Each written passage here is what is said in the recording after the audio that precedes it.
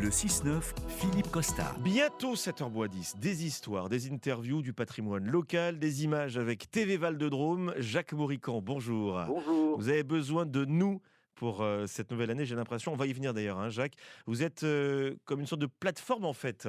Oui, nous sommes une sorte de banque de programmes qui raconte l'histoire de la région, principalement du Val-de-Drôme. Par recueil de témoignages, nous rencontrons le maximum de gens qui ont pu connaître soit des modes de vie, soit parfois, je pense évidemment aux événements du Vercors, parfois des événements à proprement parler, et qui nous racontent ce que eux ont vécu. Ce qui fait que, mis bout à bout, il y a actuellement 155 documentaires qui sont disponibles sur le site TV Val de Drôme.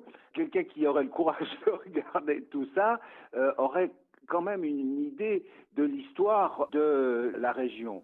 Alors, ce qui nous fait très plaisir, c'est que maintenant qu'on a une certaine ancienneté, ça fait 7 ans qu'on fait ça, il y a beaucoup de gens qui prennent contact avec nous, puis qui nous disent, écoutez, il y a Madame Machin, elle connaît très bien ceci, cela, et souvent ces gens ont raison. Et donc, c'est comme ça que nous avançons. Il y a à peu près, dans l'année, 12 documentaires qui sont ainsi fabriqués. Et ça fonctionne drôlement bien, Jacques Maurican.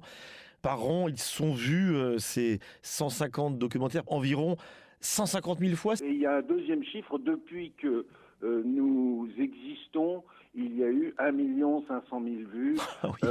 de l'ensemble de ce que nous avons fait comme petit film. 2024, une année importante pour vous. Vous voulez passer à la vitesse supérieure ? En effet, jusqu'ici, ces films ont été tournés avec des moyens amateurs. Pour dire les choses un peu brutalement, c'est moi qui ai fait l'essentiel, qui ai filmé, enregistré les entretiens.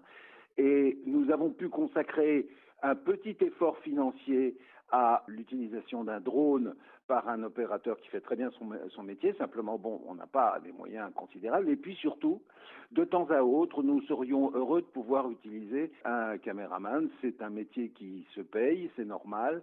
Et donc là, actuellement, nous sommes en train de faire un financement participatif qu'on peut voir dans le détail sur notre site TV Val de Drôme.